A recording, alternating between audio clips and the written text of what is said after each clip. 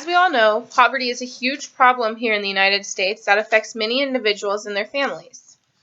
Last week, we discussed gender issues and poverty, which sort of leads us into this topic, which is the effects of poverty on children. According to the book, 2 of 3 impoverished adults in the U.S. are women due to society providing poor job and earning opportunities, and also the rising rates of divorce and the likelihood of mothers receiving the custody of her children. That's all resulting in the high probability of women heading low-income families. According to the book, the highest risk of people in poverty results from being a woman and having children, making it so that children are most at risk for poverty. In the class lecture, it was stated that 18% of children under the age of 18 and 21% of children under the age of 5 were considered poor in 2007. As we've learned in class, poverty has many negative effects on individuals and families, and this continues to be the trend when it comes to discussing children, as it certainly has an impact on a child's development when it comes to looking at all domains. So, according to the class lecture notes, infants and young children are most vulnerable to the negative effects of poverty. This is because children are in the period what is referred to the critical period, where rapid brain development is taking place and synapses are being built in the brain. In this critical period, a child's environment is crucial, as it is the place where the young child is learning to explore their environment, use their senses, and most importantly, learning how to interact with others.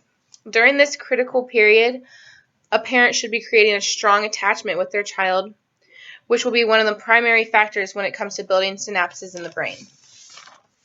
However, a family living in poverty may have a hard time setting up a safe environment conducive to learning, and also possibly even having positive interactions with the many stressors that come along with poverty. With a parent stressing about providing nutritious meals and paying bills on time, it can be difficult to create a secure attachment with a child, and even can possibly even pass that stress down to the child, which according to the video Brain Builders can actually kill brain development in children rather than building it.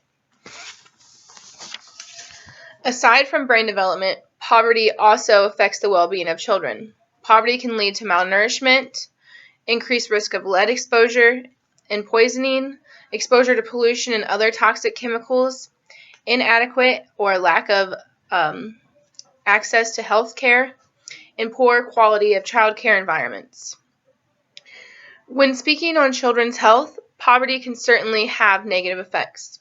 According to the lecture, 12% of children in the U.S. are uninsured, making it so that it's difficult to get vaccinations, go to their child checkups, and even get the treatment they need when necessary. With the higher rates of exposure to toxins and combined with the fact of low nutrition, it makes it so that children living below the poverty line are more sustainable to disease and illness. Cognitively speaking, poverty can certainly affect that.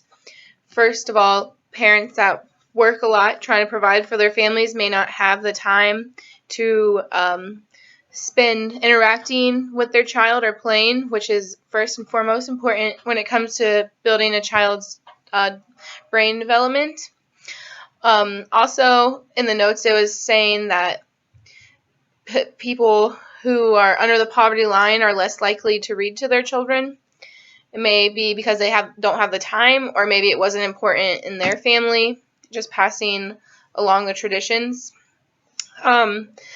Also, children who are living in poverty may not get the best child care, as parents may not be able to afford child care where the caregivers are experienced and trained. They may just be getting a child care where the rooms are overcrowded and the caregiver doesn't really have time for the children. It's easy for children living in poverty to fall behind in the system, as they may be going to schools that are crowded or old and not getting proper education. So it's just easy to fall behind and hard to catch back up once you are behind. Emotional and socially is also something that is affected when living in poverty. The Emotionally, a child may have a lower self-worth. House insecurity could also be a problem with, could lead to problems with both of these domains of development. In the video, Poverty from a Child's Perspective, there was a little girl who they were moving. They got kicked out of their house and were moving from motel to motel.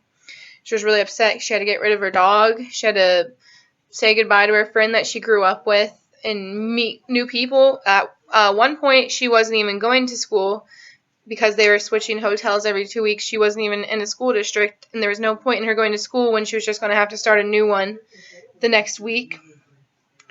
Another family in the video, they were living in Salvation Army housing, and the kids were really embarrassed about that. They didn't want their peers to know they were living in that. So definitely socially, it can certainly affect it, and emotionally as well.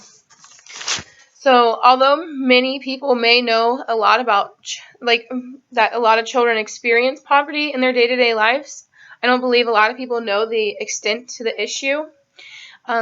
According to International Business Times, U.S. ranks second in the bottom when it comes to child poverty rates among developing countries, which was really surprising to me. Poverty certainly has a lot of negative effects on a child's development and well-being, some in which can follow a child throughout their entire lifetime. Poverty is certainly a vicious cycle that is hard to get out of, and if a child grows up in poverty, it just puts them farther back and farther, harder to succeed in life when they don't have much growing up. So it's definitely something that they could experience their whole life and never get out of. So I just think it's important for people to realize the extent of the issue and to understand the problem more fully.